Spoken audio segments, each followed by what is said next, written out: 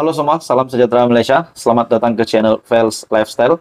Terima kasih karena masih setia bersama di dalam channel Fels Lifestyle.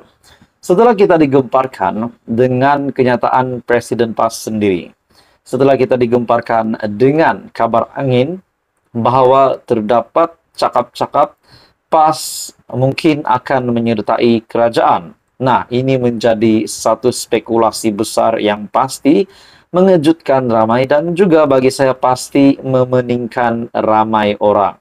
Nah, saudara-saudara, tuan-tuan dan puan-puan, kita dapat lihat pengakuan Hadi Awang sebelum ini bahwa terdapat beberapa pemimpin dari kerajaan yang menawarkan parti itu, parti pimpinan Hadi Awang yaitu PAS untuk menyertai kerajaan perpaduan.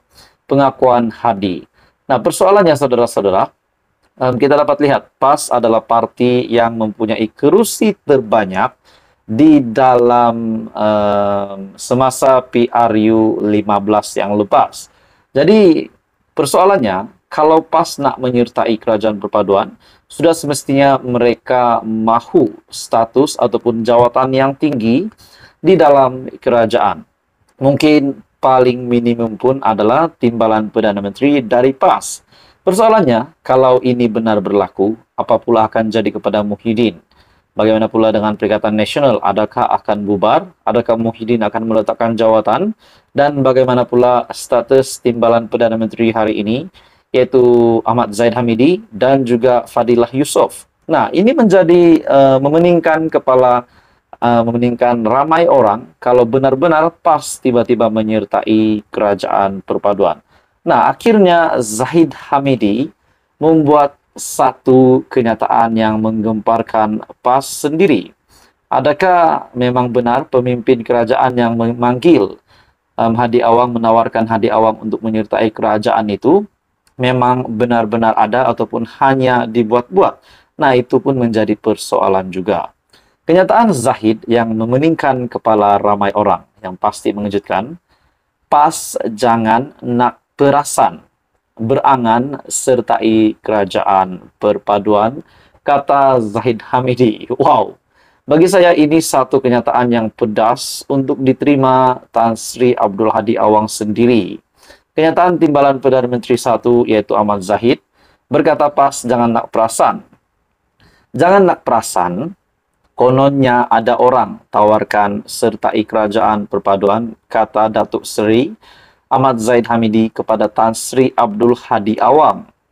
Timbalan Perdana Menteri berkata demikian sebagai mengulas kenyataan Hadi yang juga Presiden PAS bahwa ada pihak dalam kerajaan menghubunginya untuk berjumpa bagi menawarkan PAS menyertai kerajaan perpaduan.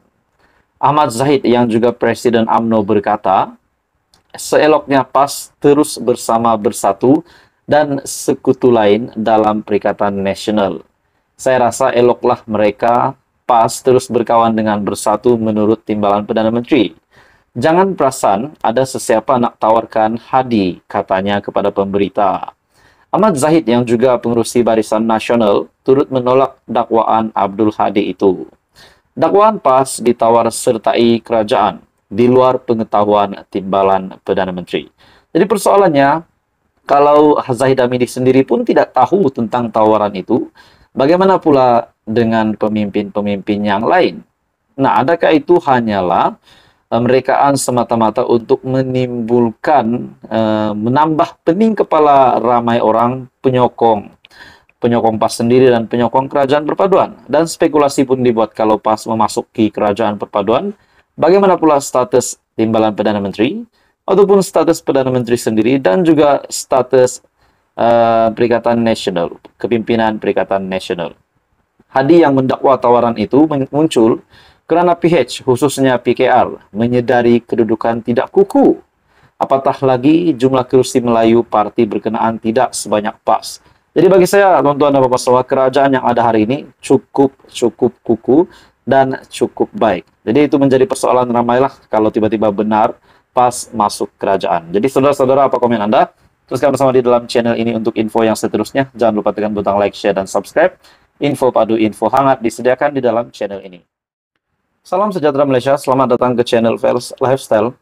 Setelah kita digemparkan bahwa terdapat rasuah yang bernilai Rm640.000 yang melibatkan dua tangkapan, yaitu Datuk Roy dan seorang pegawai SPRM. Dan tangkapan ini ataupun rasuah ini adalah untuk mengelak daripada anak Mahyadin ditangkap. Jadi saudara-saudara, itu satu kejutan besar di mana ada satu artikel menyatakan tidak sebersih yang disangka. Pegawai SPRM dan Datuk Roy dibayar Rm640.000 selamatkan anak Muhyiddin daripada direman. Nah, satu lagi pendedahan yang pasti membuat kejutan kepada Perikatan Nasional, yaitu Muhyiddin Yassin sendiri, disebabkan dalam artikel ini menyebut nama anak Muhyiddin. Nah, dalam hal itu, saudara-saudara, seorang pegawai SPRM dan ahli perniagaan dikenali sebagai Datuk Roy didakwa di mahkamah atas dua pertuduhan meminta dan menerima rasuah Rm640.000 sebagai dorongan supaya anak bekas PM Tan Sri Muhyiddin Yassin tidak direman. Nah, saudara-saudara, setelah kita digemparkan dengan keputusan SPRM itu, banyak lagi pendedahan-pendedahan SPRM selepas itu yang mengejutkan. Di mana satu lagi pendedahan yang besar, yaitu SPRM pula tiba-tiba menyiasat Petronas didakwa terlibat rasuah proyek bernilai Rm399 juta di Sarawak. Nah, ini satu lagi pendedahan yang mengejutkan Perdana Menteri bagi saya, disebabkan Datuk Seri Anwar Ibrahim adalah seorang pemimpin yang memang cukup benci dengan kegiatan rasuah yang semakin berleluasa di Malaysia pada ketika ini. Nah, saudara-saudara, pendedahan ini, SPRM berkata, Petronas memberi kerjasama penuh dalam siasatan melibatkan proyek bernilai Rm399 juta di Sarawak. Didakwa terlibat rasuah proyek bernilai Rm399 juta di Sarawak. SPRM siasat Petronas. SPRM memaklumkan pada hari Jumaat, yaitu pada 26 Mei, bahwa ia sedang menyiasat dakwaan rasuah yang melibatkan syarikat minyak negara, Petronas, dan syarikat antarabangsa dalam industri minyak dan gas. Menurut kenyataan dari SPRM, Petronas telah memberikan kerjasama sepenuhnya dalam siasatan yang melibatkan proyek bernilai Rm399 juta di negeri Sarawak. Dalam pada itu, pihak SPRM tidak menyatakan proyek atau syarikat antarabangsa mana yang sedang disiasat. Manakala pihak Petronas pula tidak memberikan sebarang komen. SPRM berkata, ia telah menemui beberapa kelemahan dalam amalan sistem dan prosedur kerja semasa siasatan mereka. Siasatan selanjutnya akan dilakukan di bawah Akta SPRM 2009 dan sehubungan dengan itu, Suruhanjaya telah mengusulkan penambahbaikan prosedur operasi standar SOP sebagai langkah pencegahan. SPRM menggesa pihak yang mempunyai sebarang maklumat berhubung kes ini untuk memberikan kerjasama dalam membantu siasatan.